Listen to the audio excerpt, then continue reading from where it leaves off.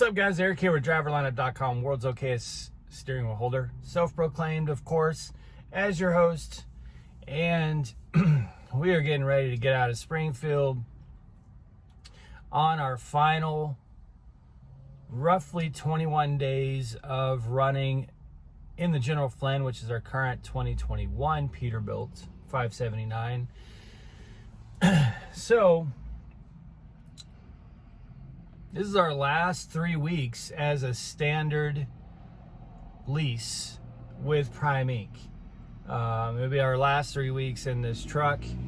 So, and it puts me at a little over 2 years of leasing, by a couple months, I think. And had me thinking, you know, I really should do a video now that I'll probably never again do standard lease. Just kind of give you guys an overview of my thoughts on leasing. I've done this I've done this video before, or kind of along these lines, but I have a lot more subscribers now, and I know that many of you are thinking of coming to Prime. So of course, if you are on the way to Prime and you find any of this information useful or any of our videos useful, you can use our driver code. It is ODOMEJ. It's down in the description below, along with Barbara Brown, who is our recommended recruiter. Her phone number is down there. My cell phone number is down there. Feel free to text me at any time if you have any questions. So I remember, I want to go back to when I first came to Prime. I have this conversation with people all the time. Like every week, there's a phone conversation or two where, you know, someone's wife or husband or somebody is, or parent or somebody is saying, don't go lease with Prime. You don't know what you're doing. You're going to get in over your head. And I remember back when I first came to Prime, my plan was to go company. And the idea of leasing a truck and paying some $5,000 a month, you know, with all your permits and fees and your truck payment, your APU, all that good stuff, you're signing up to, you know, you're committing to pay $5,000 a month, just as your base. So that's $60,000 a year that you are signing up, you're committing to pay. And now I've run businesses before, you know, so, but even having quite a bit of business experience, it was a bit of a daunting concept, you know. And I remember, if you go online, even on my videos, and many times in the comment section, you'll see people saying, oh, why would you lease a truck? It's such a ripoff. Prime's equipment is so expensive, blah, blah, blah, blah, blah. You go into these internet forums out there and they call it success fleecing, and you know, you're just buying Rob Lowe trucks, and all you guys know all the stuff you see out there on the internet. And you know, it had certainly had an impact on me when I came to Prime. It absolutely had an impact on me, and I just wasn't I was going to go company, and you know, try to figure out the ropes and jump into leasing if and when I felt comfortable doing so. This morning I was texting with someone who drives for Schneider. He and his wife are thinking about coming over to Prime, and there was a conversation, I think 3 days ago, with someone who drives for Knight. And it's funny because all these companies out there have cheaper programs. Certainly, I think with Knight, I was told he was paying like $600 or $700 a week or something for a lease. I can't remember what the numbers were, but it was substantially lower than Prime's. But in all of these conversations, the revenue is not anywhere remotely close to what Prime's average per truck revenue is, both solo and team. And I kind of saw that, you know, being in TNT with a lease operator who had been with Prime for like 8 years, and a PSD driver who was company who'd been with Prime for 6 years or something like that. In TNT, I saw having both a company and a lease trainer helped me see the differences, and also helped me see how the revenue's there. And that's what it really comes down to, you guys. First of all, you're not, now in some cases, actually in a lot of cases right now, because there's such a truck shortage, all the trucks are behind, you're going to lease not so fabulous equipment with Prime, but the lease is going to be almost done, right? It's going to be half over, it's going to be mostly over, you know, so that's not a big deal. When you're signing a brand new lease, you're signing a brand new lease on top-notch, brand new equipment. Oftentimes, it's the next year's model that you're signing up for. And you're with a company that maintains their equipment, I think, probably better than most companies in the industry. I truly believe that. I truly do. I'm not just telling you that, guys, that because I'm partisan to Prime. I truly believe our equipment is arguably the best maintained in the industry. You know, you see it. You see it when you go in and out of the terminals. Just the quality of the maintenance is outstanding, you know. So the quality of the equipment, the fact that you can order a brand new truck, you know, people think they come in, you're gonna come in, you're gonna get stuck with something that's got 200,000 miles from a driver who just beat it up, and you're gonna pay what to lease that?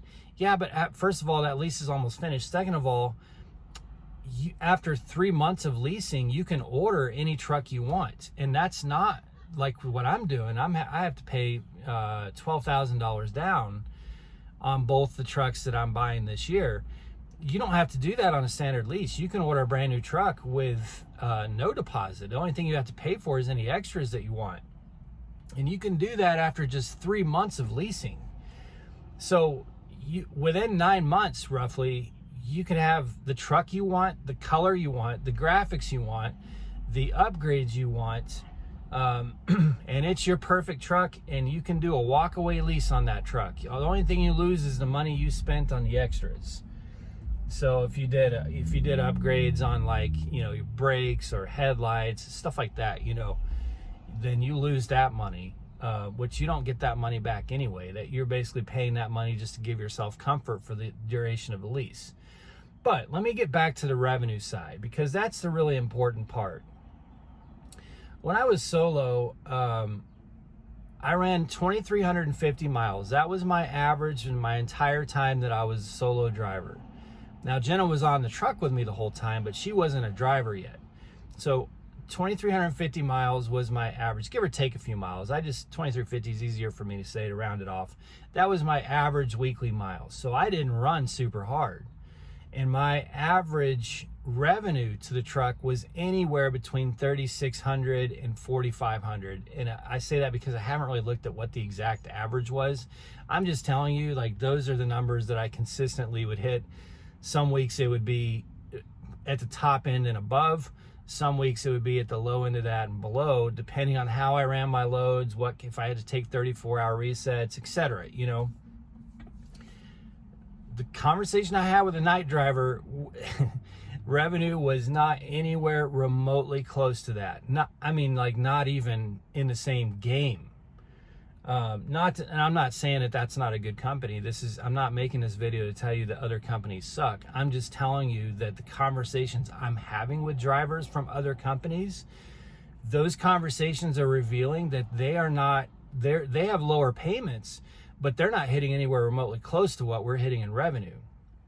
And as I've said before, the reason is, I believe, because Rob Lowe's been doing it. Rob Lowe was a hog farmer, and he needed to haul his meat. And this is, I think, back before I was born. We're talking like 50 years. Needed to haul his meat, so he starts trucks. You know, he starts leasing trucks, or contracting with owner-operators, and having them haul the meat. Well, because of that, he starts building all these relationships over the decades with all the meat companies out there, JBS, Swift, Cargill, Smithfield, which, by the way, you guys, Smithfield executive was in Springfield for the safety meeting last Friday. I think they said we're doing like 8 800 loads a week or something like that for Smithfield, and they said they wanted to get to a point where we can do 1,000 loads a week. So, you know, you guys wondering, is it going to maintain?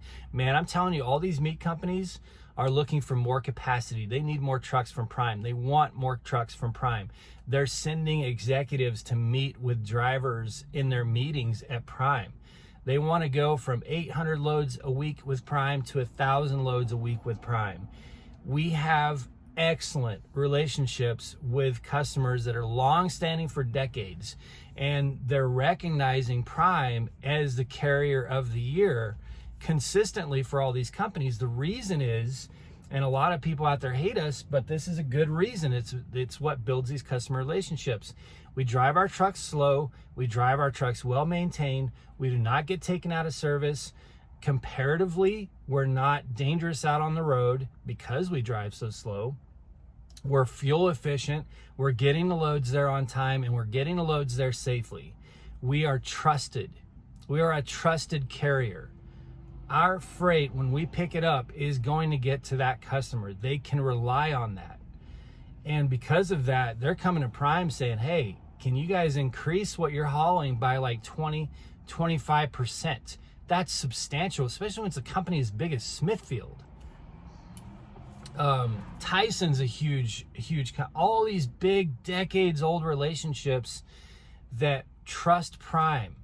And when something gets a little sideways, they help Prime, like Tyson. And this is not secret information, you guys. This is something they said this in a public video. Back when COVID first started and there was all this uncertainty and we weren't really sure what the heck was going to happen, Tyson, through Prime, an extra 400 loads a week. And in many cases, what they were doing is they were separating loads. They were taking a load that would be like 45,000 pounds and drop that load down to say 30,000 pounds so that they could create more loads so that they could keep Prime's capacity running, because they didn't want to have a situation where a couple months down the road, they had more freight and Prime didn't have enough trucks for it. So they protected that capacity. That's a customer's decision to help protect that capacity of Prime. Think about how good that relationship is. All that to say, you guys, now that I'm several years into this and I'm about to stop standard leasing because I'm buying trucks, so I'll never do a standard lease again. Not because I don't like it, not because it didn't work for me. It was great for me. And it was so lucrative for me that I'm able to now go buy multiple trucks. All that to say that after several years of leasing, I've learned that there is good reason for Prime to charge what they do. The reason they charge what they do is because these trucks, they don't run these trucks for 5, 6, 7 years as part of the fleet. They run these lease trucks for 3 years and then they sell them. And that's a profitable model for them, of course. And we should want them to profit. We want our company to be profitable so that it's sustainable for us to continue having jobs. But also because they just want new trucks in the fleet. They just want trucks that are not older than 3 years because they're reliable, and that helps with that customer satisfaction. So that's why, you know, your payment's high because Prime wants that truck paid off in 3 years, and your payment's high because the revenue is there to make that payment feel the same as a smaller payment somewhere else. You know, does that make sense to you guys? So, you know, if you're leasing somewhere for $500 a week, but your revenue is only, say, $1,800 a week, well, that's going to feel similar to leasing with Prime for over $1,000 a week when your revenue is $3,500, $4,500 a week. You know what I'm saying? Like it actually, Prime is actually more profitable. But everybody gets fixated on this number, this big number, this $5,000 a month, this, you know, with an APU almost $1,100 a week. Everybody gets fixated on that and they think it's just a big ripoff and it's just a big money grab. It's not. You have to pay for that infrastructure. Thousands and thousands of jobs, sales department, maintenance department, tires department, detail shop, showers, facilities, 24-hour cafes, legal, claims, all of it, fleet management. You know, we have innovation that is just crazy. Like, we are leading the industry in innovation. If you see Prime do something with its trailers that's new, all of a sudden other companies start doing the same thing as new. Prime starts running super singles years ago. Other fleets start running super singles because it makes the truck lighter. It gives the truck better fuel mileage. And everybody's sitting around there bitching, why Prime's stupid, Prime going super singles. And now you see other megas going super singles because it's money. You know, you're paying for all that infrastructure. We have incredible, stupid incredible fuel discounts because of the weight that Prime is able to throw around. You guys know I do not like Pilot Flying J at all, but I tell you what I do like, and that's paying $1.50 less than what's on the sign in front of Pilot Flying J. And you can hear those super truckers on the CB going, hey, let's go over to this place because we get 25 cents off on a gallon. I'm thinking, shit, I'm getting $1.50 off per gallon. You know what I'm saying? You're paying for all that. It's a premium for excellence. And I cannot say enough good things about it, you guys. Now, you got to work. You cannot get lackadaisical about this whole thing. You've got to work. But if you work, you will be rewarded. Go listen to my podcast from this last one from Friday night about creating a plan, you know, Drive to Thrive. It's on any podcast app. Just search Driver Hub. If you come into this job with your head in the right place and your focus very, very pointed, and you can buckle up and make the investment of your time and your energy for a few years, you will accomplish goals that you never thought you could accomplish. And you can do that in a trucking job, and specifically by leasing with Prime Inc. Can you do that as a company driver? Of course. I've never been a company driver outside of training. I don't talk about company. I don't know anything about it. Okay. I only knew company driving as a student. So I don't really pontificate on that. I don't opine on, company driving because I just don't know. But on the leasing side, it has been abundantly good to me and worth every bit of it. And we decided to go lease 1 week before I upgraded. And I went straight lease. And I was fortunate to get a brand new truck. It was a Freightliner Cascadia. And it was a great truck. It was great for solo. Once we went team, I couldn't stand it because I couldn't sleep in it when it was moving. But I never looked back. I never had any regrets. I never thought maybe I should have done this or that. I was full steam ahead. Loved it. It was good to me. Solo, it's even better to me team. Now, of course, we have a unique situation. I don't want to make any comparison with a lot of you guys. Unless you're driving with a husband or wife or a boyfriend or girlfriend, it's hard to make any comparison. It like rains money on us, to be honest with you. I was talking about this on Discord this morning. You know, anyway, our situation is unique and different. But even when I was solo, man, made great money. It started getting me out of the situation I was in when I came to Prime. And then when we went team, of course, it was just like rocket fuel, you know, where it's been a long minute since I've had the kind of money sitting in an account that I have today, a long minute. And that's because of the standard lease program that Prime offers, and the revenue that Prime offers, and the opportunities that Prime offers. So, you know, my reasons for leaving standard lease and going to lease purchase or ACE 2 lease, or whatever you want to call it, is, you know, my long-term goals, my 2025 goals of having a fleet of 5 trucks. It's what's necessary.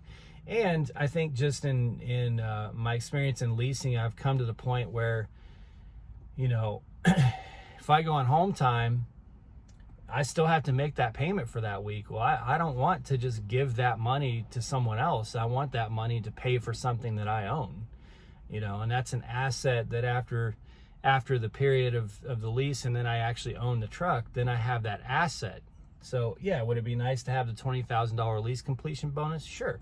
But it'd also be nice to have a truck that's worth 75 grand, especially in this market. Holy shit. If you got a truck that's in good condition, that's been fleet maintained for 3 years, right now, man, you can sell that truck for a premium. Or I could just run it. I could just run it without payments. And I've seen the pushback of, whoa, what if your transmission goes out and you have to pay $10,000? You're on the hook for that. Yeah, but that truck's making me an extra $60,000 a year because there's no payments. So who cares if I have to spend $10,000 to fix something on the truck? You know what I'm saying? Like, it's just, that opportunity is available to me now and realistic for me now because of Prime Inc.'s standard lease program. So don't let anyone tell you in comments or forums that this doesn't work. I started out as a solo lease operator. It was extremely successful for me. I worked at it, and then I went to team lease, and it was incredibly lucrative. And now I'm going to build a fleet of trucks that I own. All of that was possible because of my decision to come lease with Prime Inc.